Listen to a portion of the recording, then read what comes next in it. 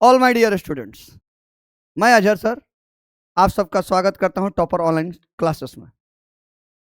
उम्मीद करता हूं कि आप लोग अच्छे होंगे, मस्त होंगे और अपने पढ़ाई में व्यस्त होंगे। माय डियर स्टूडेंट, आज हम लोग class 10th Bihar board Hindi Godhuli भाग 2 का पहला चैप्टर गद्य खंड का, जिसका नाम है श्रम विभाजन और जाति प्रथा पर बात करेंगे। बहुत सारे बच्चों का मन रहता है,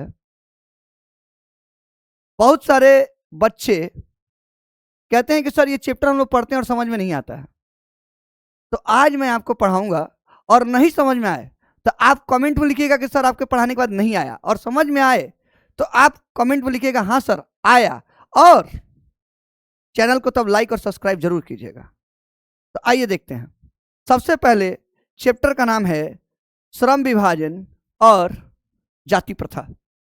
ये हम लोग थोड़ा सा देखते हैं कि ये चैप्टर किसने लिखा। ये चैप्टर लिखा है बाबा साहब ने, डॉक्टर भीमराव अंबेडकर। तो माय डियर स्टूडेंट, उनका क्या मत है?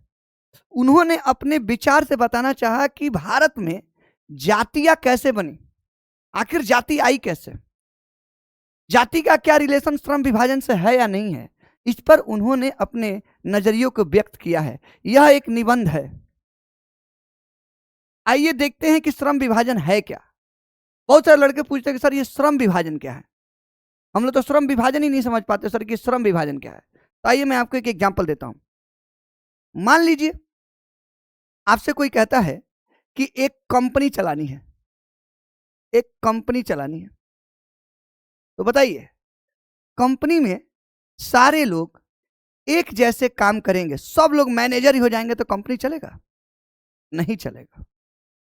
कंपनी को चलाने के लिए मैनेजर, इंजीनियर, वर्कर, फोरमैन, हर तरह के लोगों की जरूरत है जिनका अपना अपना काम होगा।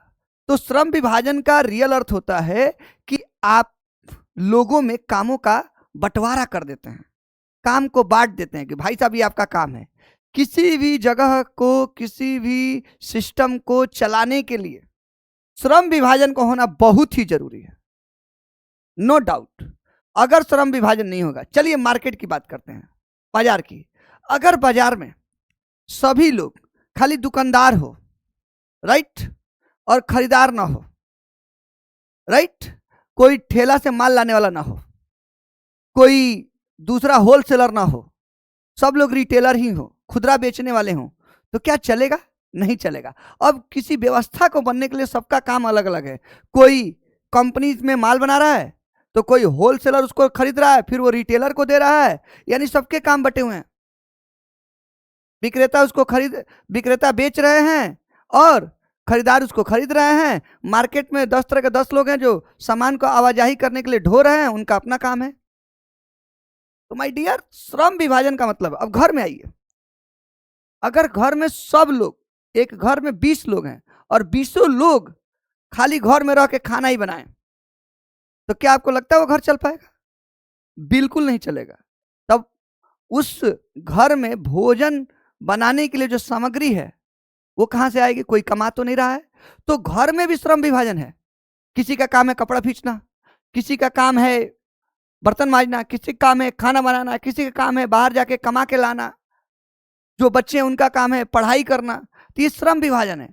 तो किसी भी जगह पर आपको या किसी भी व्यवस्था में सुचारू रूप से बने रहने के लिए आपको एक तरह के काम करने वाले लोगों की जरूरत नहीं होती है, अलग अलग तरह के काम करने वाले लोगों की जरूरत होती है। तो आप लोगों में काम को क्या कर देते हैं? बांट देते हैं।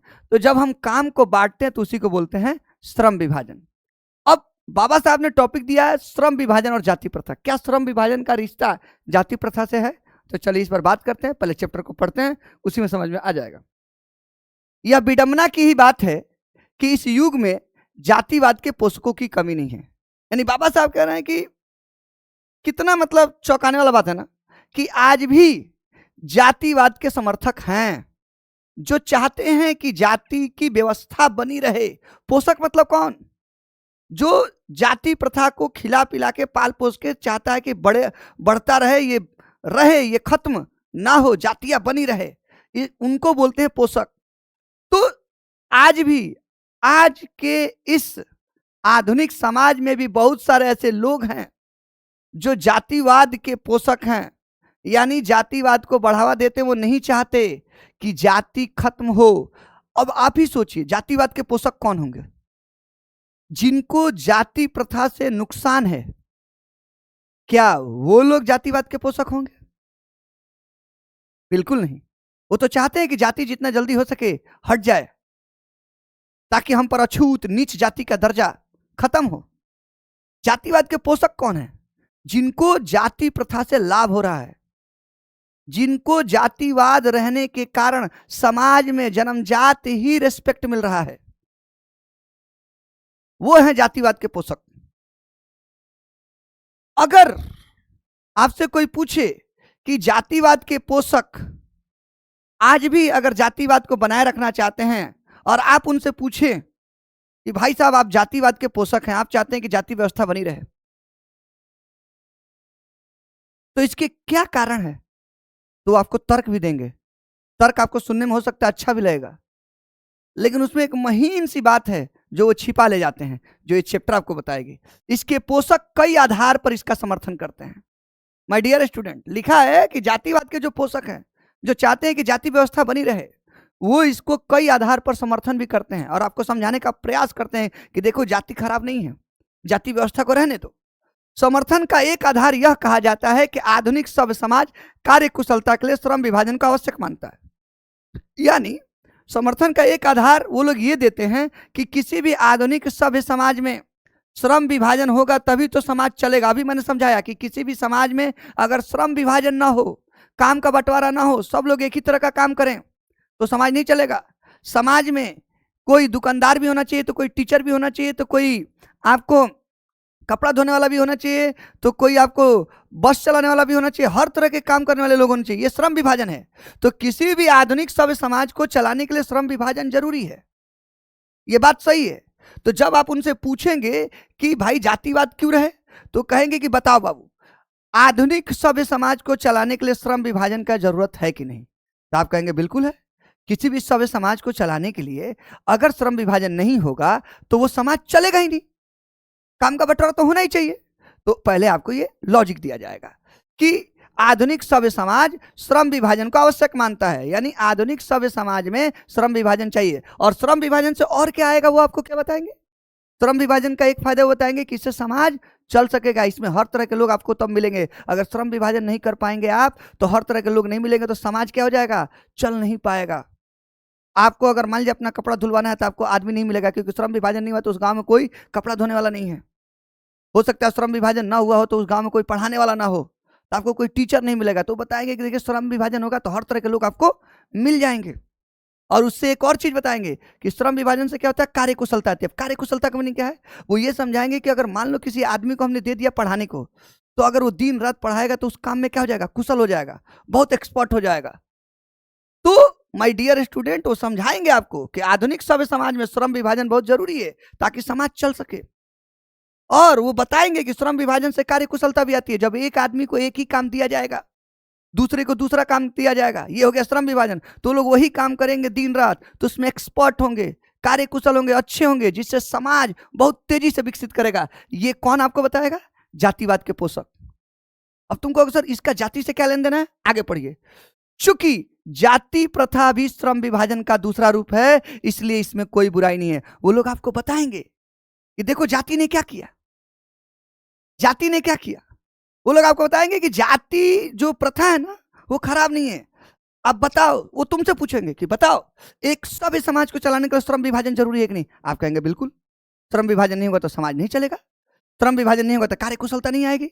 एक आदमी को एक तरह का काम दिया जाएगा तो हो सकता है उस काम में एक्सपर्ट हो जाए, तो कार्य कुशलता नहीं आएगी, श्रम विभाजन नहीं होगा तो समाज नहीं चलेगा। इस तरह की लॉजिक को आपको रख देंगे। और फिर वो बताएंगे कि जाति प्रथा को एक बार महीन तरीके से तुम देखो। जो जातिवाद के पोषक बोलेंगे कि जाति प्रथा पर एक बार देखो, जाति प्रथा ने क्या किया। तो तुम सोचोगे तो हो सकता है तुम कैंसर ना है, तो बताएंगे देखो जाति प्रथा ने भी समाज में श्रम विभाजन ही किया है। जैसे कोई धोबी जात का है तो उसको कपड़ा धोने का दे दिया, कोई लोहार जाति का है तो उसको लोहा पीटने का दे दिया, कोई और जाति का, अलग अलग जाति के काम है यहाँ पे, तो बताएगा कि जाति प्रथा से क्या हुआ, श्रम का विभाजन हुआ। यानी जाति प्रथा ने कुछ गलत काम नहीं किया, सभ्य समाज को चलाने के लिए श्रम विभाजन चाहिए, और श्रम विभाजन भारत में किसने किया, जाति प्रथा ने। जैसी जातियां बनाई गई, जातियां उत्पन्न हुई, तो हर तरह के लोग आपको समाज में मिल गए। धोबी जात बनाई गई तो कपड़ा धोने वाले मिल गए, नाई जात बनाई गई तो बाल काटने वाले मिल गए। इसी तरह से आपको हजार एग्जाम्पल गिना देंगे और बोलेंगे कि जाति प्रथा बुरी नहीं है बाबू, जाति प्रथा क्या करती है, श्रम विभाजन ही करती है। और बताओ, बिना श्रम विभाजन के क्या कोई समाज चल सकता है? बिना काम के बंटवारे का समाज चल सकता है? जाति प्रथा ने काम का बंटवारा किया, तो बताओ कैसे गलत है? तुमको ये लॉजिक सुन के लगेगा कि वाह, जाति प्रथा तो कहीं से खराब नहीं है, इसने तो ऑटोमेटिक बिना कुछ झंझट किए श्रम विभाजन कर दिया। जातियां बनी, आपको जिस जाति में डाला गया आप उस तरह के काम करने लगे, श्रम विभाजन हो गया, और समाज को उस तरह के, उस काम करने वाले लोग, अलग अलग तरह के काम करने वाले लोग मिल गए। इस तरह से वो आपको बताएंगे और बोलेंगे इसमें कोई बुराई नहीं है। अब यहीं से क्वेश्चन आएगा कि जातिवाद के पोषक जातिवाद के समर्थन में क्या तर्क देते हैं? आपका आंसर अब क्लियर हो गया होगा। बोलना कि जातिवाद के जो पोषक है, जो चाहते हैं कि समाज में जाति व्यवस्था बनी रहे, वो बड़े ही अच्छे तरीके से समझाने का और तर्क देने का प्रयास करते हैं कि बताओ, सभ्य समाज चलाने के लिए, किसी समाज को चलाने के लिए अलग अलग तरह के काम करने वाले लोग चाहिए कि नहीं? आप कहेंगे हाँ, इसी को बोलते श्रम विभाजन। तो श्रम विभाजन कैसे होगा? तो बताएंगे कि श्रम विभाजन किससे हुआ है, जाति प्रथा से। यानी जाति प्रथा ने स्वाभाविक रूप से क्या किया है, श्रम विभाजन का काम किया, जिससे ये समाज चल पा रहा है, इसलिए जाति प्रथा बुरी नहीं है, ये तर्क देते हैं। एक और तर्क देते हैं कि जाति प्रथा ने श्रम विभाजन किया तो एक तरह के आदमी को एक काम मिला, जिससे वो दिन रात वही काम कर रहा है, तो उसमें कार्य कुशलता भी आ रही है, यानी उसमें एक्सपर्टनेस आ रही है, वो एक्सपर्ट हो रहा है उस काम का, तो उससे वो अच्छा बेहतर करके देगा। इस तरह की बातें वो तर्क में देंगे, और सुनने में ये आपको अच्छा लग रहा होगा कि जाति तो कहीं से बुरी नहीं है। लेकिन इसमें एक महीन सी लाइन है जो बाबा साहब आपको दिखाएंगे कि कहां पर जाति प्रथा बुरी हो गई। आइए आगे पढ़ते हैं। इस तर्क के संबंध में पहली बात तो यही आपत्तिजनक है कि जाति प्रथा श्रम विभाजन के साथ साथ श्रमिक विभाजन का भी रूप लिए हुए है। यहां पर देखिए बाबा साहब आपको क्या बताना चाहते हैं। बाबा साहब बताते हैं कि आप अगर कम बुद्धि के हैं तो ये जातिवाद के पोषकों का तर्क सुन के आप खुश हो जाएंगे कि जातिवाद और जातिवाद का रहना, जातिया का रहना बहुत ही सही है। लेकिन अगर आप इस लाइन को पढ़ें तो इसमें एक चीज दिया गया है कि ये जब तर्क वो लोग देते हैं तो यहां पहली आपत्ति आपको दर्ज करानी चाहिए कि जाति प्रथा ने श्रम विभाजन किया, इसमें नो डाउट। यहां तक अगर जाति प्रथा ने किया होता कि जाति प्रथा श्रम विभाजन का काम करती तो कोई बुराई नहीं था। दुनिया का कोई भी देश, इंग्लैंड हो, अमेरिका हो, उनके यहाँ भी श्रम विभाजन है, वहां भी अलग अलग काम करने वाले लोग हैं, कामों का बंटवारा है। सब लोग एक तरह का काम करेंगे तो इंग्लैंड नहीं चलेगा, अमेरिका नहीं चलेगा, वहां भी श्रम विभाजन हुआ है। तो अगर जाति प्रथा श्रम विभाजन कर रही तो क्या बुराई है? तो वहां तक तो ठीक है। लेकिन जाति प्रथा ने श्रम विभाजन के साथ साथ क्या किया, ये नोट करने वाली बात है, श्रमिकों का विभाजन किया। श्रमिक विभाजन कर दिया दोस्त। अब ये श्रमिक विभाजन क्या है? यानी श्रमिक मतलब होते हैं लोग, श्रम करने वाले लोग, जो मेहनत करते हैं, जो उस काम को करते हैं, उन लोगों को श्रमिक कहते हैं। तो श्रमिक, उन लोगों का भी विभाजन कर दिया। कैसे विभाजन किया, मैं आपको बताता हूं, ध्यान से सुनिए। क्या हुआ, सबसे पहले लोगों को काम दिया गया कि आज से आप ये काम करेंगे। किसी को बुला के बोला गया कि आप आज से बाल काटेंगे, आज से आपका परिवार कपड़ा धोएगा, आज से आपका परिवार लोहा का काम करेगा, आज से आपका परिवार सोना में काम करेगा, सोने से संबंधित काम करेगा। इस तरह से जातियां बन गई, राइट। श्रम विभाजन भी हुआ, जाति भी बनी। उस जाति को बोला गया धोबी, इस जाति को बोला गया नाई, इस जाति को बोला गया सोनार, उस जाति को बोला गया लोहार। इस तरह से जातियां बनी, नो डाउट। तो जाति प्रथा ने श्रम विभाजन किया। तो इस तरह से क्या हुआ, लोगों को बुला बुला के काम दिया गया। तो हर तरह के काम जो आपको सोसाइटी में दिखते हैं, किसी न किसी जाति को दिए गए, उस जाति के लोगों को दिए गए। तो जाति प्रथा ने श्रम विभाजन किया, लोगों को काम मिला। लेकिन श्रमिक विभाजन कैसे हुआ, धीरे धीरे क्या हुआ, इन्हीं काम में से कुछ काम को, किसी को काम मिला कि आप शिक्षा देंगे, राइट। किसी को काम मिला समाज में कि चलो आपका परिवार इस समाज की रक्षा के लिए जान देगा, आप लोग सैनिक का काम करेंगे। किसी को काम मिला कि आप मुंशीगिरी करेंगे, लिखा पढ़ी करेंगे। तो माय डियर, ये सब काम मिले।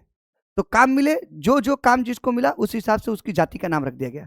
तो जाति से श्रम विभाजन तो हो गया, चलिए आप समझ गए। लेकिन श्रमिक विभाजन कैसे हुआ? कुछ दिनों बाद जब ये सारी सिस्टम अच्छे से लोगों ने एक्सेप्ट कर लिया कि चलो अब मेरा यही काम हो गया, तो धीरे से अब समाज में एक बहुत ही खतरनाक चीज हुई। वो क्या हुई कि कुछ कामों को अच्छा बता दिया गया। जैसे पढ़ाना अच्छा काम बताया गया, सेना सैनिक का काम करना अच्छा काम बताया गया, मुंशीगिरी लेखा जोखा करना अच्छा काम बताया गया। लेकिन दूसरे कामों को तुच्छ बता दिया गया। कपड़ा धोना, बाल काटना, इनको तुच्छ, इनको नीच काम बताया गया। इससे क्या हुआ? धीरे धीरे लोगों में अब जिसको पढ़ाने का, सैनिक का काम मिला, अब उनको लगा कि मुझे अच्छा काम मिला, तो वो अपने आप को जाति प्रथा के हिसाब से उच्च मानने लगे और अपने को उनसे अलग समझने लगे। जिनको काम मिला था कपड़ा धोने का, बाल काटने का, लोहा पीटने का, उनके काम को थोड़ा सा कम दर्जे का आंका गया, तो उनको अब नीच जाति कहा जाने लगा। अब बताइए, काम पहले बांटे और काम बांटने के बाद लोगों को ऊंच नीच में आपने बांट दिया। कुछ काम करने वाले लोगों को, जो कुछ सेक्शन के काम है, पढ़ाना, सैनिक का काम करना, इन काम को आपने अच्छा बताया और इन कामों को जिसको भी दिया उससे संबंधित उसकी जो भी जाति आपने रखी उसको आपने श्रेष्ठ बता दिया, उच्च कर दिया, और दूसरे को जो काम किया उसको नीच कर दिया। अब क्या हुआ? लोगों में विभाजन हो गया। देखिए, पहले काम बांटा गया, अब लोग में विभाजन हो गया। अब लोग एक दूसरे को अलग अलग भाव से देखने लगे, मैं तो नीच हूं, वो उच्च हैं। इसी को बोलते हैं श्रमिक विभाजन। पहले काम दिया गया और फिर काम में कैटेगरी बनाई गई। ये काम अच्छे हैं तो जो अच्छे काम जिनको दिए गए उनको उच्च जात बोल दिया गया, और जो कामों को खराब बोला गया कि ये काम ठीक नहीं है, उतने अच्छे तरह के काम नहीं है, तो इन कामों को जो लोग कर रहे थे उनको नीच बता दिया गया। अब इससे क्या हो गया? समाज में दो तरह के लोग हो गए, तब लोगों का बंटवारा हो गया, उच्च और नीच। इसी को श्रमिक विभाजन कहते हैं। तो हमारे यहाँ की जाति प्रथा में सिर्फ श्रम विभाजन नहीं हुआ दोस्त, गलत सोचते हैं आप कि हमारे यहाँ के जाति प्रथा में सिर्फ श्रम विभाजन हुआ, कामों का बंटवारा हुआ, काम करने वाले लोगों का बंटवारा हुआ। जो काम कुछ अच्छा बोला गया वो जिसको दिया गया वो उच्च हो गए, और जो काम किसी को दिया गया जिसको अच्छा नहीं बोला गया कि ये काम अच्छा नहीं है, थोड़ा निम्न काम है, थोड़ा नीचे का काम है, तो उनको नीच बोल दिया गया। तो इससे क्या हुआ? लोगों में विभाजन हुआ। ये काम नहीं होना था। जाति प्रथा श्रम विभाजन की कोई दिक्कत नहीं है, लेकिन जाति प्रथा ने जब श्रमिकों का, श्रम करने वाले लोगों का बंटवारा किया उच्च और नीच में, उससे क्या हुआ? वो आज तक है श्रमिक विभाजन। लोगों का जो बंटवारा उस समय हुआ वो आज तक है। यही खराब है, यही दूसरे देशों में नहीं हुआ। जो इंग्लैंड है, जो अमेरिका है, जो फ्रांस है, जो स्पेन है, वहां क्या हुआ? वहां पर श्रम विभाजन तो हुआ, लेकिन श्रम विभाजन के साथ साथ ये नहीं कहा गया कि ये काम करने वाले बहुत ही अच्छे हैं और ये काम करने वाले निम्न हैं। वहां हर काम को इज्जत मिला। इससे क्या हुआ? लोगों में ऊंच नीच का भाव नहीं आया।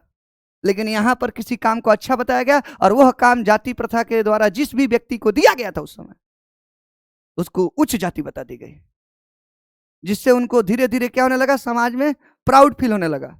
और किसी को जो थोड़ा सा दूसरा काम दिया गया था, कपड़ा धोना, बाल काटना, लोहा पीटना, इन कामों को थोड़ा सा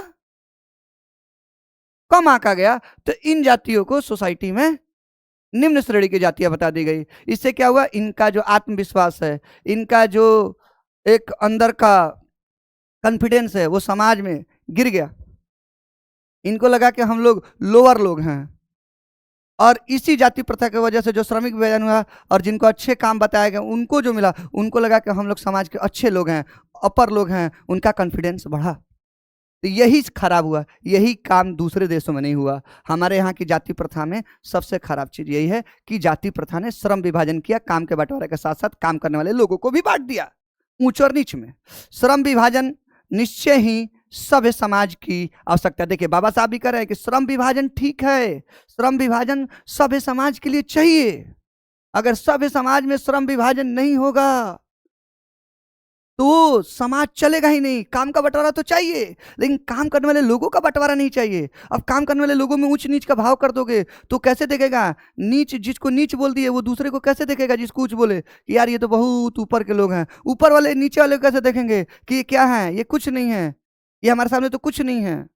परंतु किसी भी सभ्य समाज में श्रम विभाजन की व्यवस्था श्रमिकों के विभिन्न वर्गों में अस्वाभाविक विभाजन नहीं करती। यानी किसी भी सभ्य समाज में श्रम विभाजन तो होता है, लेकिन किसी भी सभ्य समाज में श्रम विभाजन की व्यवस्था यानी काम को जब बांटा गया तो उसने कभी भी श्रमिकों को विभिन्न वर्गों में उच्च नीच में अस्वाभाविक विभाजन नहीं करती। यानी भारत को छोड़ के किसी और समाज में जाया जाए तो वहां श्रम विभाजन जरूर हुआ, लेकिन उस श्रम विभाजन की व्यवस्था ने श्रमिकों को बांटने की, अस्वाभाविक विभाजन करने की कोशिश नहीं की।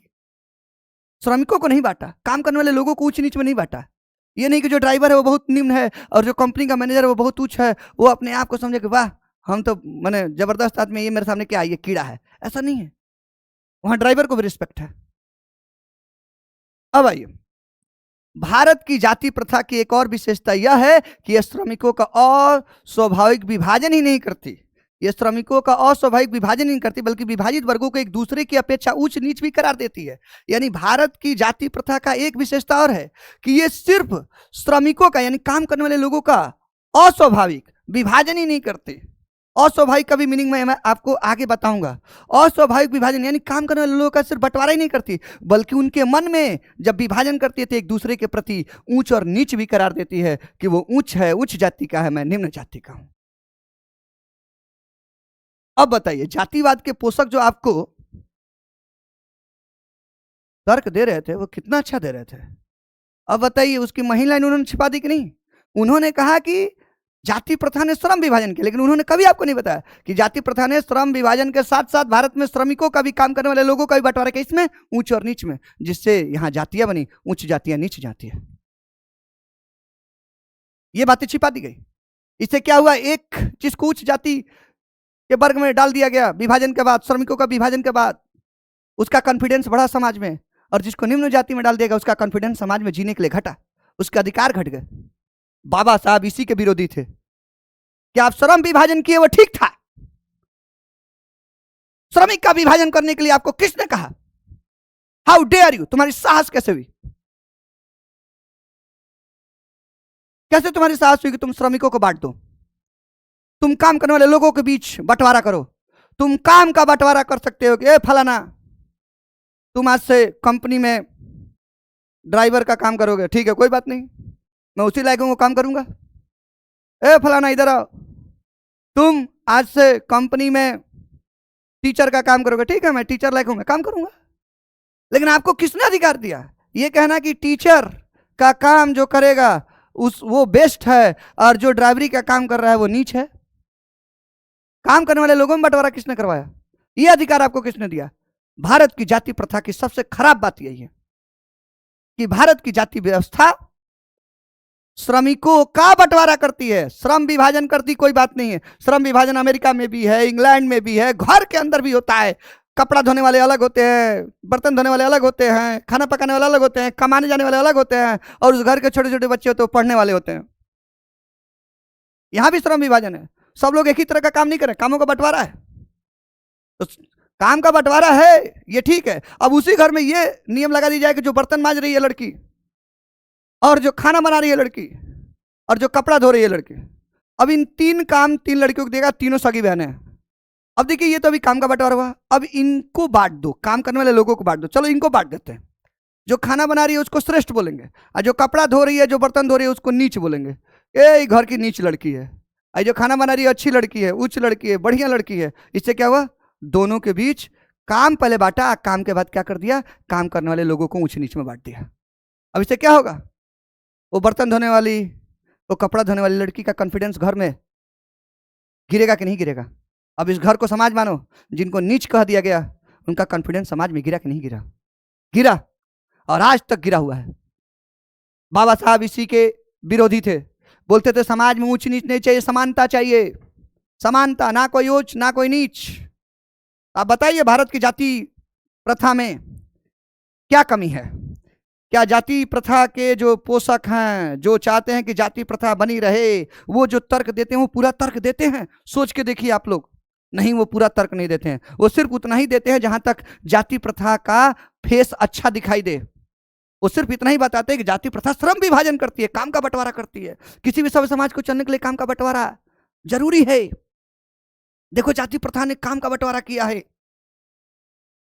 श्रम विभाजन किया है, जिससे कार्य कुशलता आती है, लोगों के हाथ में एक तरह के काम करने से एक्सपर्टनेस आती है, जिससे विकास तेजी से होगा। बस इतना ही बताते हैं, उसका दूसरा पक्ष छिपा लेते हैं। कितने चालाक हैं जातिवाद के पोषक। दूसरा पक्ष छिपा लेते हैं कि जाति व्यवस्था ने श्रम विभाजन के साथ साथ श्रमिकों को भी, यानी काम करने वाले लोगों को भी ऊंच और नीच में बांट दिया। दुनिया की किसी और कंट्री में श्रम विभाजन के बाद श्रमिकों का बंटवारा नहीं हुआ ऊंच और नीच में, मात्र भारत में हुआ। ये बाबा साहब की लाइन है। आगे आइए, जो कि विश्व के किसी भी समाज में नहीं पाया जाता। देखिए यहां लिखा है, विश्व के किसी भी समाज में श्रम विभाजन के बाद श्रमिकों का विभाजन नहीं हुआ, काम का बंटवारा हुआ, काम करने वाले लोगों का बंटवारा नहीं हुआ, सिर्फ भारत में हुआ, सिर्फ भारत में। और कितनी चतुराई से किसी काम को अच्छा बताकर उस काम को जिसको दिया गया उसको ऊंच बता दिया गया, और कुछ लोगों के काम को खराब बताकर उनको नीच जात का बता दिया गया। तो आपको यह पैराग्राफ समझ में आया होगा। अगर समझ में आया होगा बच्चों, तो हमारी मेहनत को सराहने के लिए हमारे चैनल को सब्सक्राइब करें, लाइक करें। आइए आगे पढ़ते हैं।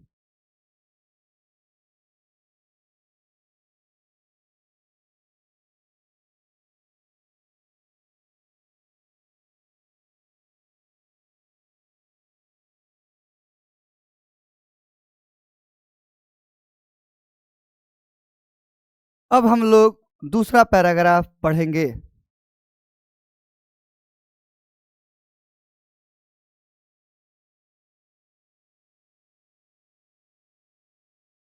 दूसरे पैराग्राफ में और भी बहुत सारी जानकारियां बाबा साहब आपसे साझा करेंगे, जिसको जानकर आपके मन में क्रांतिकारी विचार आएंगे।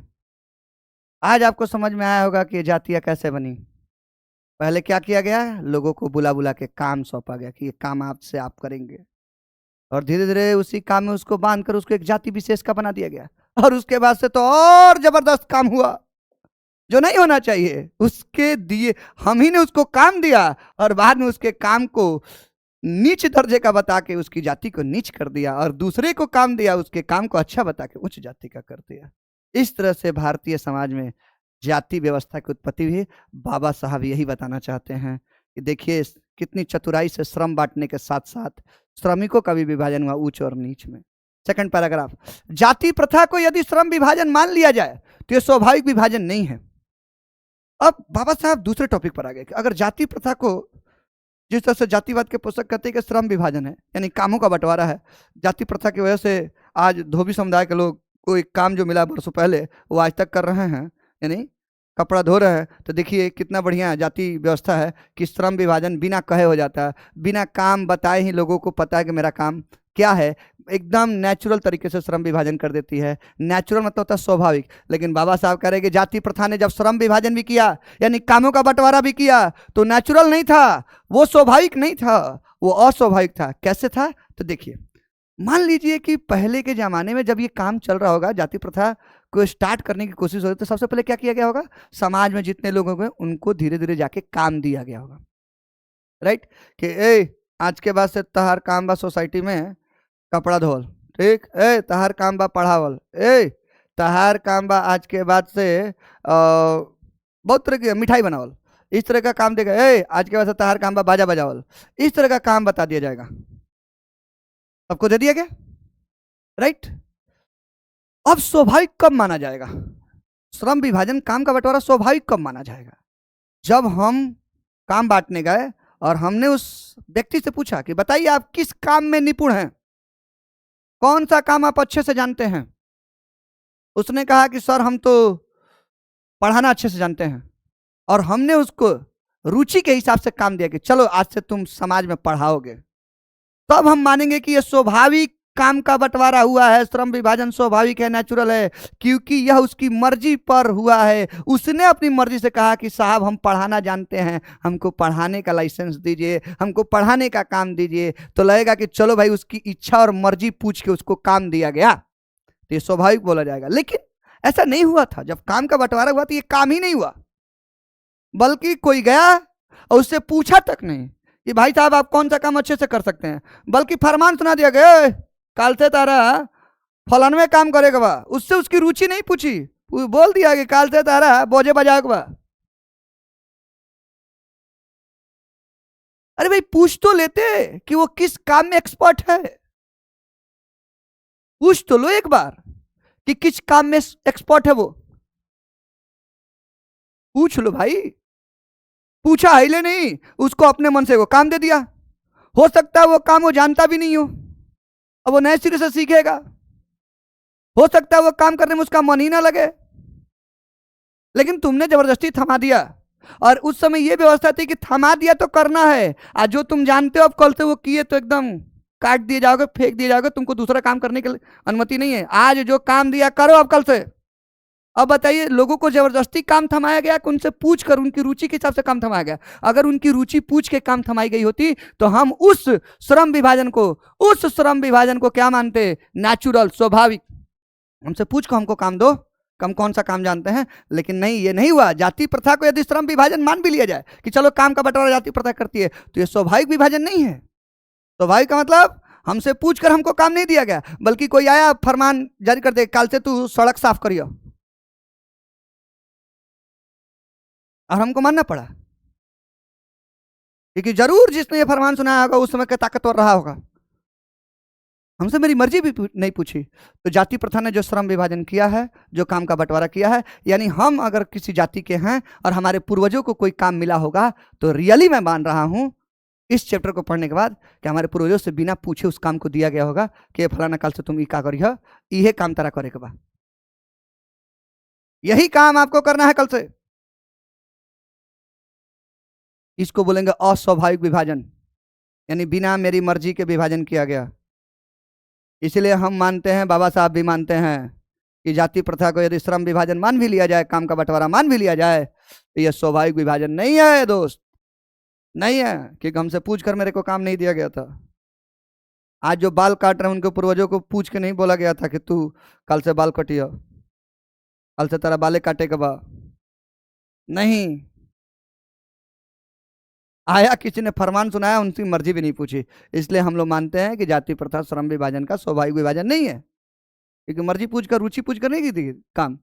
क्योंकि यह मनुष्य की रुचि पर आधारित नहीं है। देखिए यहां लिखा है मनुष्य की रुचि पर आधारित नहीं है, यानी जिसको जब काम दिया गया उसकी रुचि पूछी नहीं गई, जबरदस्ती उसको काम थमा दिया आप। कुशल व्यक्ति या सक्षम श्रमिक समाज का निर्माण करने के लिए आवश्यक है कि हम व्यक्तियों की क्षमता इस सीमा तक विकसित करें कि जिससे वह अपने पेशा या कार्य का चुनाव स्वयं कर सके। अब बाबा साहब यहाँ पे कह रहे हैं कि देखो अच्छे समाज का निर्माण कैसे होगा। अगर आप किसी कुशल व्यक्ति का निर्माण करना चाहते हैं जो किसी काम में एक्सपर्ट हो, एक सक्षम श्रमिक, एक अच्छा काम करने वाला समाज, काम करने वाले लोगों का समाज बनाना चाहते हैं, तो आपको इसके लिए जरूरी है कि हम व्यक्तियों की क्षमता को, उस व्यक्ति के अंदर की कैपेसिटी को इस सीमा तक बढ़ा दें, इतना उसको आगे ले जाएं कि उसको खुद स्वतंत्रता हो कि वह किसी भी पेशा को, कार्य को, चुनाव कि मुझे क्या काम करना है वो खुद चुनाव करे, तब वह उसमें मन लगा के काम करेगा। हमको कोई जबरदस्ती चलो मुझे पढ़ाने आता है, कल से कोई कह दे कि अजहर सर कल से आपको दुकान पे बैठना है, नहीं होगा सर, हमसे नहीं होगा। हमारी जो रुचि है, हम अपनी रुचि वाला काम करेंगे तो बेहतर करेंगे। हमको बिना मेरी रुचि वाला काम दे दोगे तो वो भी काम अच्छे से नहीं होगा, जो करते तो गया ही। तो इससे समाज को नुकसान होगा, अर्थव्यवस्था को नुकसान होगा, क्योंकि समाज में मैं अपना अच्छा योगदान नहीं दे पाऊंगा, क्योंकि मेरी मर्जी का काम मुझे नहीं मिला, मेरी मर्जी के खिलाफ वाला काम मिला। इससे समाज की आर्थिक व्यवस्था भी खराब हो रही है, अच्छे कुशल एक्सपर्ट लोग भी पैदा नहीं हो रहे हैं। इस जाति प्रथा ने जब अस्वाभाविक विभाजन किया, श्रम विभाजन, उसका बिना राय जाने, रुचि जाने उसको दूसरा काम दिया, तो आपको क्या लगता है वो अच्छे से करता होगा? आप ही को आपकी रुचि के उलट काम दे दिया, अच्छे से करेंगे, बिना मन का करेंगे, कोरम पूरा करेंगे। तो बाबा साहब कह रहे हैं कि कुशल व्यक्ति का निर्माण करना हो या सक्षम श्रमिक समाज का निर्माण करना हो, बहुत अच्छे कामगार बनाने हो, तो इसके लिए आवश्यक है कि हम व्यक्तियों के अंदर की क्षमता को इस सीमा तक विकसित कर दें कि वह अपना पेशा, अपना जॉब, अपना कार्य, अपना टैलेंट, अपनी रुचि, अपना कार्य का चुनाव स्वयं कर सके। अगर वो अपने कार्य का चुनाव, अपने पेशे का चुनाव स्वयं करेगा तो उसमें उसकी रुचि होगी, मन लगा के काम करेगा, जिससे हमारी अर्थव्यवस्था भी आगे बढ़ेगी तेजी से, क्योंकि उसमें वो मन लगाएगा, अपना पूरा का पूरा योगदान देगा समाज के निर्माण में। लेकिन ऐसा क्या हुआ था, जाति प्रथा ने जब श्रम विभाजन किया था तो पूछ के दिया गया था रुचि के आधार पर, यानी जाति प्रथा ने समाज को पीछे किया, क्योंकि लोगों को वैसे काम दे दिए जो उसकी रुचि के नहीं थे। तो लोगों ने अपना जो योगदान देना चाहिए था उतना योगदान दे नहीं पाए होंगे, क्योंकि उस काम को जो उनको मिला होगा वो उसको बिना मन का करते होंगे, क्योंकि उनके मन वाला काम तो उनको मिला नहीं। चलिए आगे। इस सिद्धांत के विपरीत जाति प्रथा का दूषित सिद्धांत यह है कि इससे मनुष्य के प्रशिक्षण या उसकी निजी क्षमता का विचार किए बिना दूसरे दृष्टिकोण जैसे माता पिता के सामाजिक स्तर के अनुसार पहले से ही अर्थात गर्भाधारण के समय से मनुष्य का पेशा निर्धारित कर दिया जाता है। बताओ मनुष्य का पेशा क्या होगा, उसको स्वयं निर्धारित करेगा तो अच्छा योगदान देगा।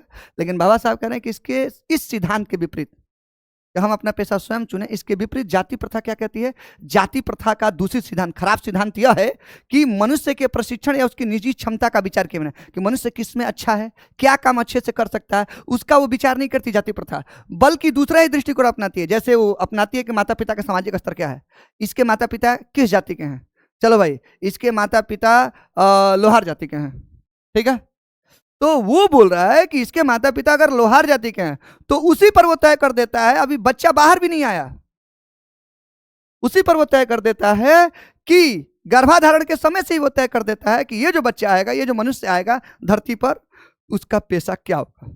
अब बताओ, हो सकता है बच्चा बाहर है, उसको लोहार जाति का पैदा हो, उसको लोहे में इंटरेस्ट नहीं हो, लेकिन आपको उसी से बांध देना है। जाति प्रथा कहती है कि आपका जो माता पिता का जो सामाजिक स्तर है, वो जिस जाति से बिलोंग करते हैं उसको जो काम दिया गया वही काम बच्चा करेगा। यानी बच्चे का काम बच्चे के जन्म होने से पहले ही जाति प्रथा क्या कर देती है, तय कर देती है। उसमें आपकी निजी क्षमता, आपकी जो प्रशिक्षण है, आपका जो टोटल टैलेंट है, इसका कोई विचार नहीं किया जाता। कितना खराब है जाति व्यवस्था, जाति व्यवस्था कितनी खराब है कि आपको उस काम से बांध दिया गया है जिसमें हो सकता है आपकी रुचि ना हो। तो यही जाति व्यवस्था का सबसे खराब काम है कि इंसान को अपना पेशा चुनने की अनुमति नहीं देती। अब आप सोचेंगे कि सर अगर इंसान अपना दूसरा पेशा करने लगे तो क्या होगा, उसके बारे में भी बाबा साहब ने बताया। कुछ समय के समाज में अगर कोई अपनी जाति प्रथा से हट कर काम करने की सोचता था, अगर किसी दूसरी चीज में उसको टैलेंट था और उसकी जाति का काम कुछ और था और वो सोचता था कि हम जाति के काम को छोड़ के किसी और चीज में मेरी रुचि है वो करें, तो उस समय के क्या बर्ताव थे, इसके बारे में भी बाबा साहब ने इसमें चर्चा किया है। चलिए अगला पैराग्राफ देखते हैं।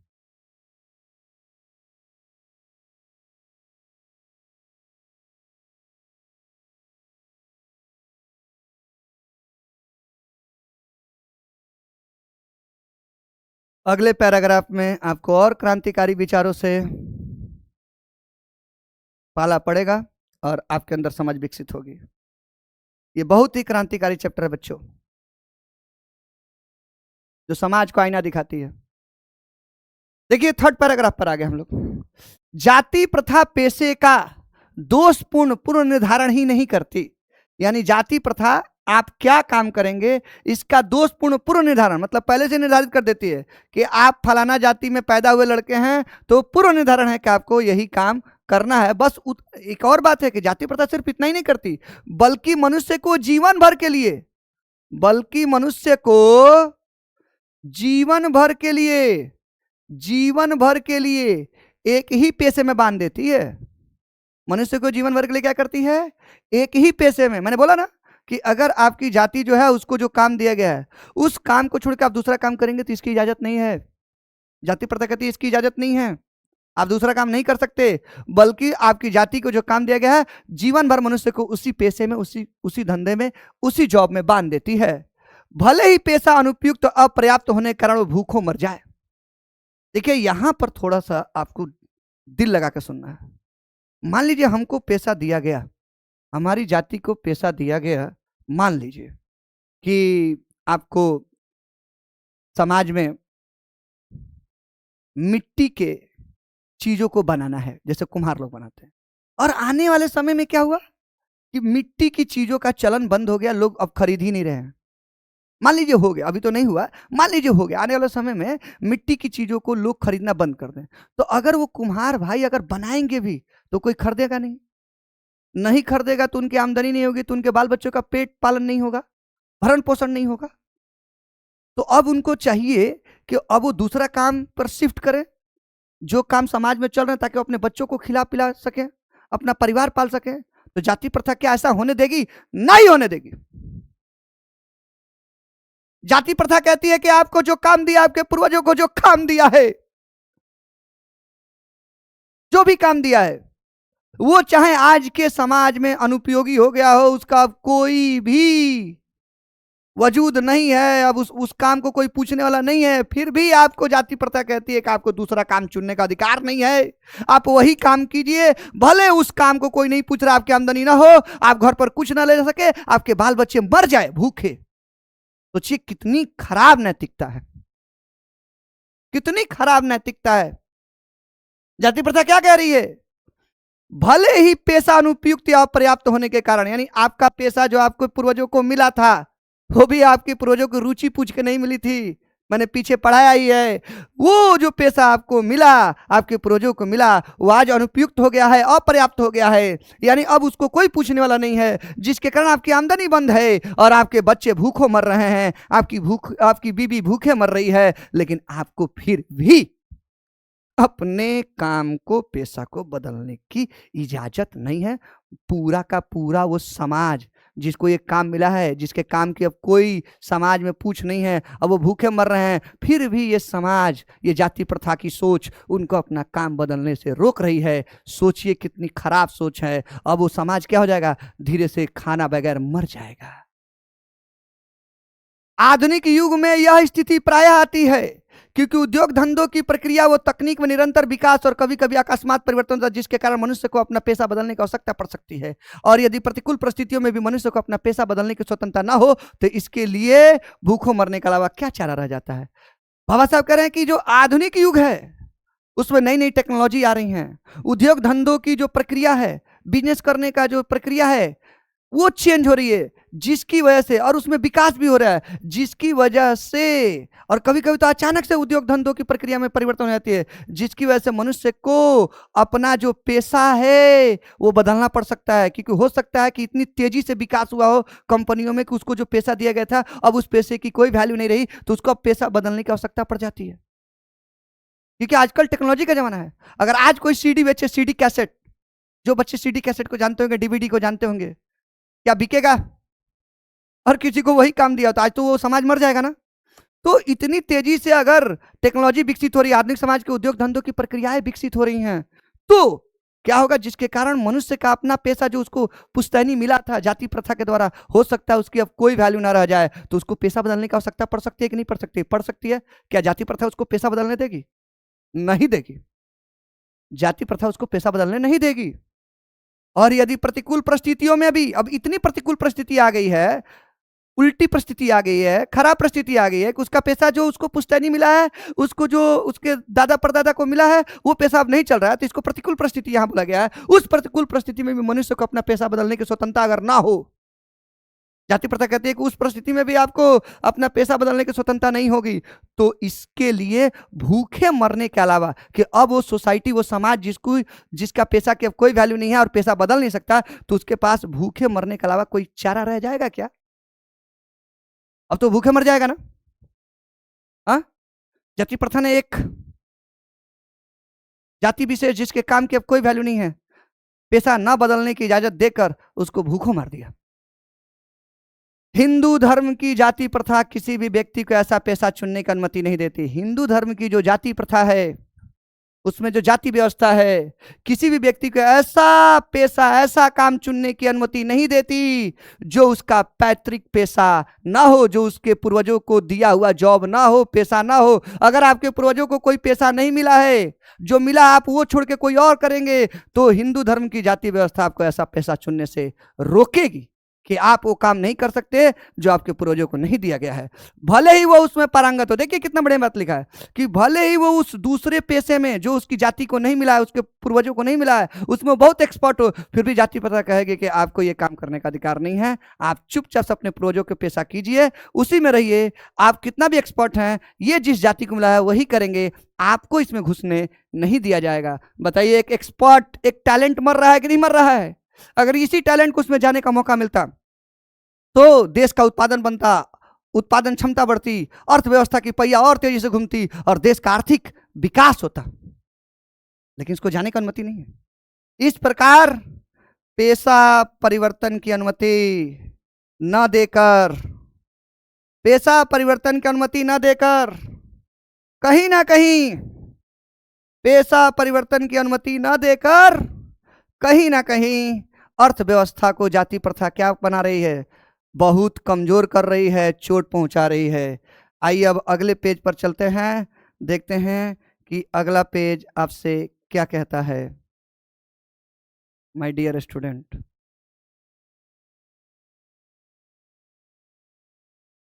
अगर आपको ये मेरी बातें समझ में आ रही हैं, ये चैप्टर बहुत बच्चे कहते हैं कि सर टफ है, हम लोग पढ़ते नहीं समझ में आता है, कहीं पढ़े हैं वहाँ भी नहीं समझ में आया। अगर आपको मेरे पढ़ाने से समझ में आता है तो चैनल को सब्सक्राइब जरूर करिएगा, मेरा मनोबल बढ़ाइएगा, ताकि मैं आपको हर एक चीज़ का वीडियो बनाकर दे सकूं। आप किसी भी चीज का वीडियो कहिएगा, ये टॉपर ऑनलाइन क्लासेस बनाकर देगा और बेहतर तरीके से देगा, इतनी अच्छी समझ विकसित करेगा कि आप भी कहेंगे कि किसी से हम लोग पढ़ रहे हैं।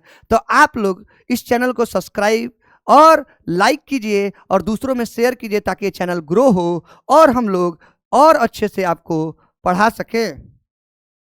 नो डाउट, और अच्छे से आपको पढ़ा सके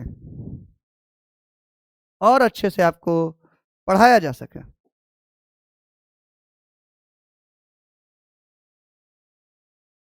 आइए अब आपका अगला पेज खुल गया, इसको देखते हैं।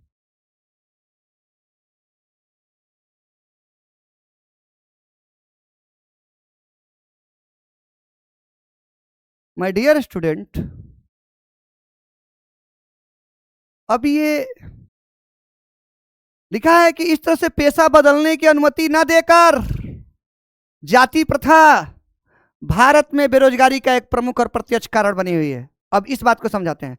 मान लीजिए कोई, उसके पूर्वजों को पेशा आपने जो दिया है, वो पेशा उसको करने का मन नहीं है, वो किसी और पेशे में एक्सपर्ट है और आपको वो पेशा चुनने की इजाजत ही नहीं है, तो आप क्या करेंगे? आप अपने पूर्वज वाला पेशा करेंगे नहीं, क्योंकि आपको मन उसमें लग नहीं रहा है, और जिसमें मन लग रहा है वो चुनने की आज़ादी है नहीं, तो आप क्या करेंगे?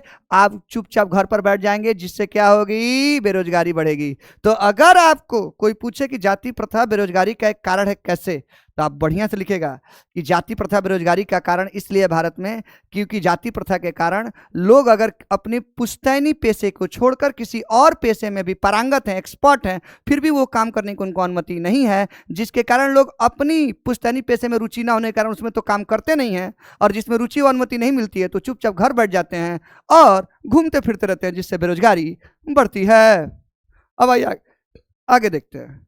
इस प्रकार हम देखते हैं कि श्रम विभाजन की दृष्टि से जाति प्रथा गंभीर दोषों से युक्त है। बिल्कुल, जाति प्रथा श्रम विभाजन की दृष्टि से देखे तो बहुत सारे इसमें दोष हैं। इसने सिर्फ श्रम विभाजन किया होता तो कोई बात नहीं है, इसने श्रमिकों का विभाजन किया, सबसे पहले लोगों को ही बांट दिया ऊंच नीच में। दूसरा, इससे गलती क्या हुई? इसने, जाति प्रथा ने इतना ज्यादा कठोरतम रूप अपनाया कि लोगों को जो पेशा दिया वो पेशा बदलने की अनुमति नहीं है, ये इसमें दोष है। तो इनको आप नोट करके रखिएगा। जाति प्रथा का श्रम विभाजन मनुष्य की स्वेच्छा पर निर्भर नहीं करता। ये बात मैंने आपको बताई थी कि जाति प्रथा में जो श्रम विभाजन हुआ मनुष्य की इच्छा पर निर्भर नहीं करता है, उससे पूछकर काम नहीं दिया गया था, बल्कि कोई गया और उसको जो काम देना था दे दिया, उससे ये भी नहीं पूछा कि काम तुम जानते हो कि नहीं जानते हो। तो मनुष्य की स्वेच्छा पर निर्भर नहीं करती। मनुष्य की व्यक्तिगत भावना और व्यक्तिगत रुचि का इसमें कोई स्थान या महत्व नहीं है। बिल्कुल सही है, मनुष्य की जो व्यक्तिगत भावना है कि मैं कौन सा काम करना चाहता हूँ, व्यक्तिगत रुचि है कि मैं कौन सा काम में रुचि लेता हूँ, इसका कोई महत्व जाति प्रथा के श्रम विभाजन में नहीं है, क्योंकि पूछ के आपको काम दिया ही गया नहीं है, बल्कि जो मन में आया वो काम आपको दे दिया गया। और बाद में आप सबको काम बांटने के बाद कुछ काम को अच्छा बता के उन लोगों को उच्च बना दिया गया, और जिन लोगों को थोड़ा सा काम जो दिया गया उनको काम को खराब बता के उन लोगों को नीच बता दिया गया। गजब सिद्धांत है भैया। इस आधार पर हमें यह स्वीकार करना पड़ेगा कि आज के उद्योगों में गरीबी और उत्पीड़न इतनी बड़ी समस्या नहीं जितनी यह कि बहुत से लोग निर्धारित कार्य को रुचि के साथ केवल व्यवस्था पूर्वक करते हैं। इस प्रकार बाबा साहब कह रहे हैं कि आज हमें यह स्वीकार करने से कोई नहीं रोक सकता कि उद्योगों में गरीबी और उत्पीड़न इतनी बड़ी समस्या नहीं है, कि उद्योग कल कारखानों में काम करने वाले लोग काम करके भी गरीब रह रहे हैं क्योंकि उनको ज़्यादा पेमेंट नहीं मिल रहा है, उनका उत्पीड़न हो रहा है, काम 8 घंटे की जगह 10 घंटे कराई जाती है। बाबा साहब कह रहे हैं कि ये उतनी बड़ी समस्या नहीं है, बल्कि उससे बड़ी समस्या तो ये है कि बहुत सारे लोग निर्धारित कार्य को अरुचि के साथ कर रहे हैं। निर्धारित कार्य वो जो काम कर रहे हैं वो पहले से निर्धारित, उनका पुश्तैनी कार्य है, क्योंकि वो काम तो बदल नहीं सकते, और उस निर्धारित कार्य को लोग अरुचि के साथ कर रहे हैं क्योंकि उनमें उनका मन नहीं लग रहा है। फिर भी उनको चूंकि काम बदलने की इजाजत नहीं है, इसलिए उसको अरुचि से कर रहे हैं और विवशता पूर्ण कर रहे हैं, मतलब मन मार के कर रहे हैं, मजबूरी में कर रहे हैं। ये सबसे बड़ी समस्या है। इंसान को सबसे पहले पेशा चुनने की आज़ादी दी जाए ताकि वो अपना काम अपने स्वेच्छा से कर सके, ताकि अर्थव्यवस्था की पहिया तेजी से घूम सके। अगर उसके निर्धारित कार्य में जो उसको पूर्वजों का आपने दिया है वह अरुचि रखता है, और आप तो जानते हैं जाति प्रथा में अपना पेशा बदल नहीं सकता, तो क्या हो जाएगा बेचारा? फंस जाएगा और अरुचि के साथ काम करेगा। ये सबसे बड़ी प्रॉब्लम है बाबा साहब के अनुसार। इससे छोटी प्रॉब्लम बाबा साहब को लगता है कि कल कारखानों में गरीबी बढ़ रही है, उत्पीड़न हो रहा है कामगारों का, वो छोटा प्रॉब्लम है। उससे बड़ा प्रॉब्लम तो ये है कि लोगों को पहले से एक पेशा दिया गया, उस पेशे में उसका मन नहीं लग रहा है, फिर भी वो अरुचि के साथ उसको कर रहा है। इससे सबसे पहले लोगों को आज़ाद करना है ताकि वो अपने काम धंधा स्वेच्छा से चुन सके। ऐसी स्थिति स्वभावतः मनुष्य को दुर्भावना से ग्रस्त रहकर टालू काम करने और कम काम करने के लिए प्रेरित करती है। बिल्कुल, अगर हमको किसी काम में मन नहीं लग रहा है तो क्या होगा? हमारे अंदर एक दुर्भावना आ जाएगी कि हम जो काम करना चाहते हैं वो तो मिल नहीं रहा है, और जो काम हम नहीं करना चाहते वही मुझे मिला है। तो हमारे अंदर एक दुर्भावना आ जाएगी, गलत भावना आ जाएगी कि हम कैसे समाज में जी रहे हैं, और उस तरीके से उस काम को करते समय हम टालू काम करेंगे। टालू काम करने का मतलब मन तो उस काम में लगता नहीं, तो टाल टाल के काम करेंगे, बिना मन का काम करेंगे। कल होगा, परसों होगा, और कम काम करने लगेंगे क्योंकि उसमें रुचि नहीं है, तो काम मन से तो करेंगे नहीं, तो काम कम होगा। और जिससे क्या होगी? ऐसी स्थिति में जहां काम करने वालों का ना दिल लगता हो ना दिमाग, कोई कुशलता कैसे प्राप्त की जा सकती है? अब बताइए, कोई अरुचि के साथ काम कर रहा है, उसमें मन ही नहीं लग रहा है, तो उसमें ना दिल लग रहा है ना दिमाग, तो क्या वो उसमें एक्सपर्ट हो सकता है? बिल्कुल एक्सपर्ट नहीं होगा, और काम से उस उत्पादन भी कम होगा, यानी वो कम चीजें बना पाएगा, और उसमें मन नहीं लगा रहा तो उस काम का एक्सपर्ट भी नहीं होगा। अतः यह निर्विवाद रूप से सिद्ध हो जाता है कि आर्थिक पहलू से भी जाति प्रथा हानिकारक प्रथा है। इससे यह सिद्ध हो गया कि अर्थव्यवस्था को भी, यानी देश की इनकम को भी जाति प्रथा प्रभावित करती है। उसका एक मुख्य कारण है आर्थिक व्यवस्था अगर हमारी कमजोर हो रही है, अर्थव्यवस्था कमजोर हो रही है, देश का इनकम घट रहा है, तो उसके पीछे जाति प्रथा एक कारण है, नो डाउट। जाति प्रथा जैसे एक हानिकारक प्रथा आर्थिक पहलू पर भी नुकसान पहुंचा रही है, क्योंकि लोगों को उनके रुचि के हिसाब से काम न देकर उनकी पुश्तैनी काम दे रहे हैं, जिससे वो मन लगा के काम नहीं कर रहे हैं, जिससे उत्पादन घट रहा है। देश की अर्थव्यवस्था की पहिया तेजी से नहीं चल रही है, क्योंकि यह मनुष्य की स्वाभाविक प्रेरणा, रुचि व आत्मशक्ति को दबाकर उन्हें अस्वाभाविक नियमों में जकड़कर निष्क्रिय बना देती है। क्योंकि जाति प्रथा मनुष्य की जो स्वाभाविक प्रेरणा, रुचि है, यानी उसके अंदर की जो रुचि है और उसकी जो आत्मशक्ति है, उसके अंदर जो काम करने की क्षमता है, उसको दबा देती है। कैसे दबा देती है? क्योंकि उसको जो काम दिया गया उसमें वो मन नहीं लग रहा है, और जो काम वो करना चाहता है जाति प्रथा उसको करने नहीं देती, तो उसका आत्मबल भी घट जाता है और वो अपनी प्रेरणा और रुचि को भी खो देता है। और इस तरह से ये बेकार टाइप के नियमों में जकड़कर हमेशा के लिए वो व्यक्ति निष्क्रिय बन जाता है, जिससे कि अर्थव्यवस्था को ज़्यादा चोट पहुंचती है, वो मन लगा के काम नहीं करता है। अब बाबा साहब कह रहे हैं कि इस समस्या का निदान मेरे पास है, आओ मैं इसका निदान दे देता हूँ कि ये निदान कैसे होगा। तो थोड़ा सा आगे अब हम लोग चलेंगे ताकि इस समस्या का निदान भी जान लें आज। तो माय डियर स्टूडेंट, निदान चलिए समझते हैं। निदान क्या है? तो लेक्चर अच्छा तो लग ही रहा होगा जहां तक मेरे अपना उम्मीद है। अगर लग रहा है तो कमेंट में जरूर लिखिएगा कि हाँ सर ये लेक्चर हमें अच्छा लगा है। कमेंट जरूर कीजिएगा, आपका ये टीचर आपके कमेंट के इंतजार में रहेगा। जिसको ये लेक्चर अच्छा लगे कि हाँ सर इतने टफ चैप्टर के भाव को भी आपने समझा दिया है, तो आप मेरे मनोबल को बढ़ाने के लिए कमेंट तो जरूर करेंगे और ये चैनल को सब्सक्राइब और लाइक जरूर करेंगे, जिससे मेरा मनोबल बढ़ेगा। तो मैं आपको पूरा Hindi, Sanskrit, science, SST, math सारे चीज का इतने ही अच्छे से लेक्चर आपको पढ़ाया जाएगा इस चैनल पर। आप जब सब चैप्टर को पढ़ेंगे, सब तरीके के सब्जेक्ट को पढ़ेंगे, तो आपको इस चैनल और इस चैनल पर पढ़ाने वाले लोगों से प्यार हो जाएगा। तो आइए अगला स्लाइड में हम लोग हैं, थोड़ा सा देखते हैं कि अगले पैराग्राफ में बाबा साहब क्या कहते हैं। अब मैं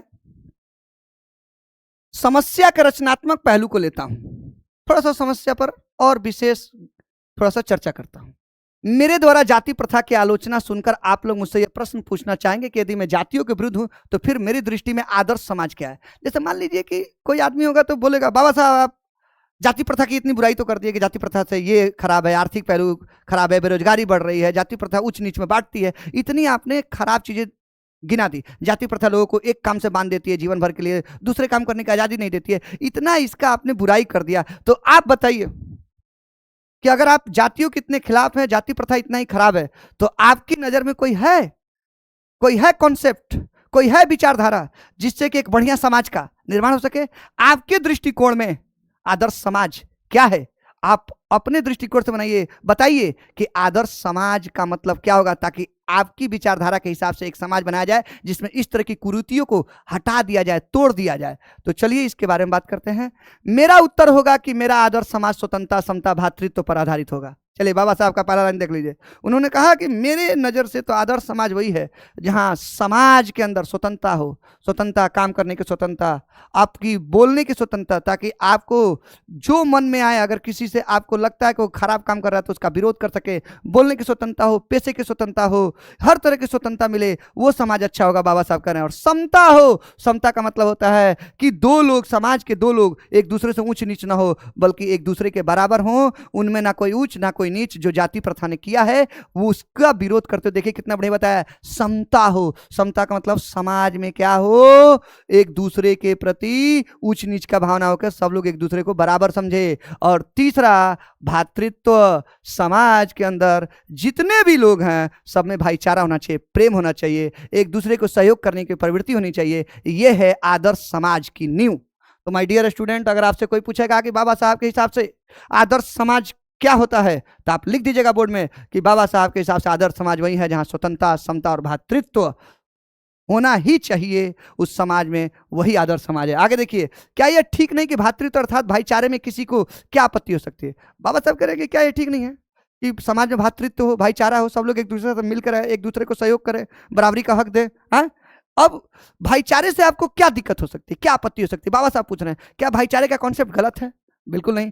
किसी भी आदर्श समाज में इतनी गतिशीलता होनी चाहिए जिससे कोई भी वांछित परिवर्तन समाज के एक छोर से दूसरे छोर तक संचालित हो सके। कह रहे हैं कि किसी भी आदर्श समाज में इतनी गतिशीलता, इतना ज्यादा लचीलापन तो होना ही चाहिए जिससे कि कोई वांछित परिवर्तन, वांछित का मतलब होता है अच्छा परिवर्तन, जो समाज की अच्छाई के लिए हो रहा है, वो समाज के एक छोर से, यानी एक छोर तक मतलब क्या है, ऊपर वाला छोर, जहां पे समाज के बहुत ही क्रीम लोग हैं जिनके पास सब तरह के संसाधन हैं, वहां से दूसरे छोर, दूसरे छोर का मतलब होता है समाज के दबे कुचले लोग जिनके पास ज्यादा संसाधन नहीं है, वहां तक जा सके। यानी अगर समाज में कोई अच्छा परिवर्तन हो रहा है तो समाज को इतना लचीला होना चाहिए, इतना अच्छा होना चाहिए कि वो परिवर्तन समाज के ऊपरी हिस्से से निचले हिस्से तक, यानी एक छोर से दूसरी सोच तक जा सके। अगर नहीं जा पा रही है, बीच में लोग नीचे वाले लोगों का हक खा जा रहे हैं, जैसे आजकल के नेता लोग खा जाते हैं, तो उसकी बात कर रहे हैं कि समाज वही अच्छा है, आदर्श समाज वही हो सकता है। आदर्श समाज की दूसरी परिकल्पना आप लोग लिखिएगा। एक परिकल्पना लिखिएगा कि उनके हिसाब से आदर्श समाज वो है जहां समता, स्वतंत्रता, भ्रातृत्व हो, और दूसरा लिखिएगा कि उनके हिसाब से आदर्श समाज वो है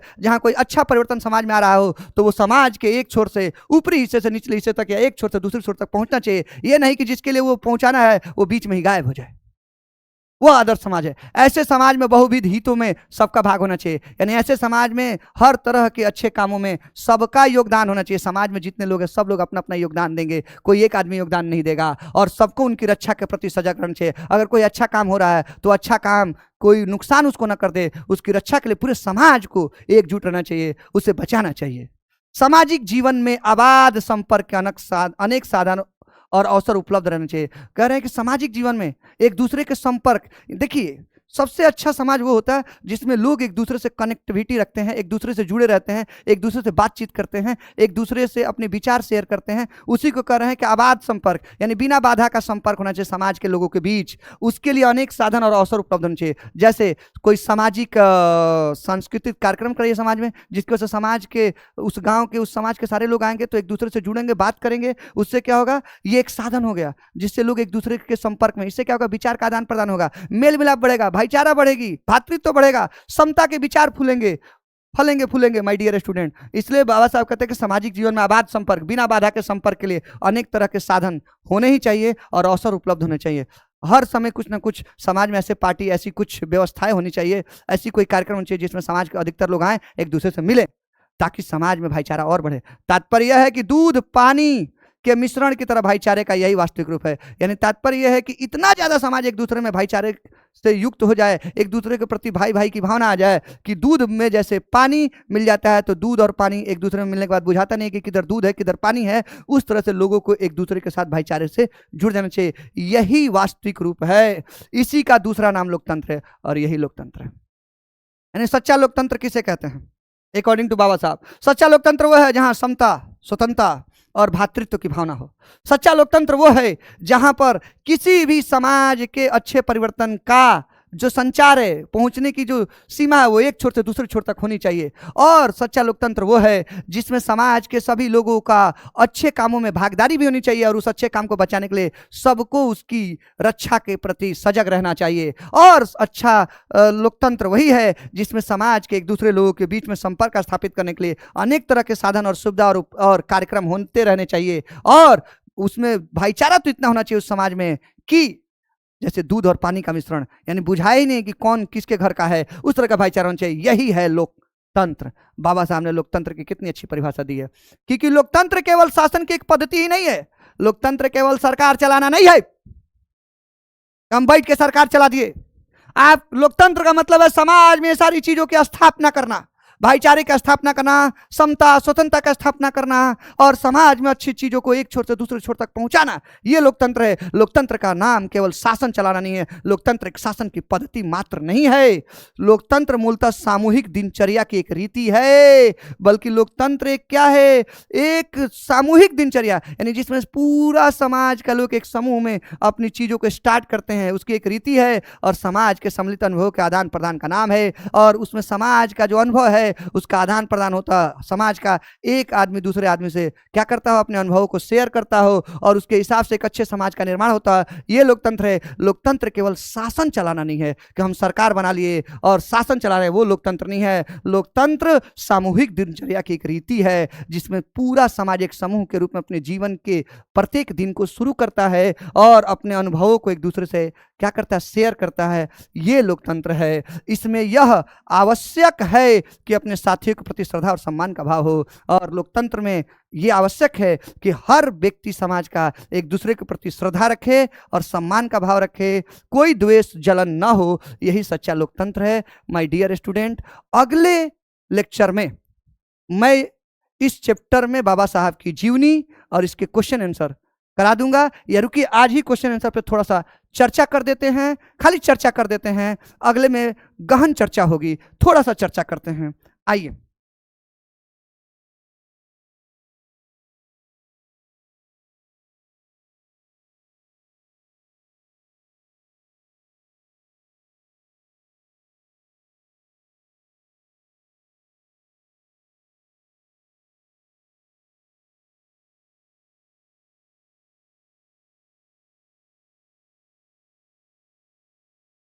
आइए, आपका अगला पेज खुल गया है। थोड़ा सा क्वेश्चन आंसर पर चर्चा करेंगे ताकि आपको समझ विकसित हो गई है, तो आपको समझ में आया कि हाँ क्वेश्चन आंसर तो बन रहा है सर, कोई दिक्कत नहीं है हम लोग को। और आप सबसे गुजारिश है कि अगर लेक्चर अच्छा लगा हो तो कमेंट जरूर करें कि हाँ सर ये लेक्चर अच्छा लगा, इतना प्यारा और टफ चैप्टर आपने समझा दिया है। तो मैं अगले लेक्चर में इसके सारे क्वेश्चन आंसर डिटेल में आज सिर्फ चर्चा कर रहा हूँ, और बाबा साहब की जीवनी को डिटेल में लेकर आऊँगा। और आपको जिस चीज, जिस टॉपिक पर आपको 10th क्लास के, 12th क्लास के, 11th क्लास के, 9th क्लास के जिस टॉपिक पर लेक्चर चाहिए, आप कमेंट में लिखिए, उस पर लेक्चर आपको बना के दे दिया जाएगा। और फ्री ऑफ कॉस्ट लेक्चर है, बस चैनल को सब्सक्राइब और लाइक करते रहें। तो आइए हम लोग चर्चा करते हैं इस क्वेश्चन और आंसर को। थोड़ा सा चर्चा करेंगे दोस्त, ज्यादा नहीं, थोड़ा सा।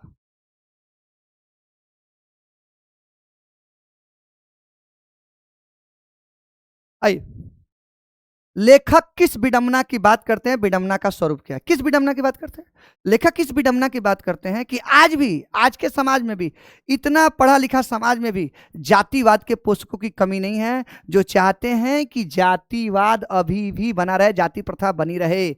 और लिखते हैं विडंबना का स्वरूप क्या है? विडंबना का स्वरूप यह है कि आज भी जातिवाद के पोषक जातिवाद को अच्छा ठहराने की कोई कोर कसर नहीं छोड़ते। वो बताते हैं कि जातिवाद अच्छी चीज है, जातिवाद श्रम विभाजन करती है, एक सभ्य और कुशल समाज को निर्माण करने के लिए श्रम विभाजन को होना बहुत जरूरी है। और वो आपसे बताते हैं कि देखो ये श्रम विभाजन जाति प्रथा करती है, इसलिए ये जाति प्रथा सही है, खराब नहीं है। नेक्स्ट, जातिवाद के पोषक उसके पक्ष में क्या तर्क देते हैं? अभी मैंने आंसर बता दिया कि जातिवाद के पोषक जाति प्रथा को बनाए रखने के लिए ये विचारधारा चलती रहे, इसके पक्ष में एक ही तर्क देते हैं कि जाति प्रथा सभ्य समाज के निर्माण में जो श्रम विभाजन होता है, जिसकी वजह से सभ्य समाज चलता है, उसी श्रम विभाजन को जातिवाद या जाति प्रथा क्या करती है?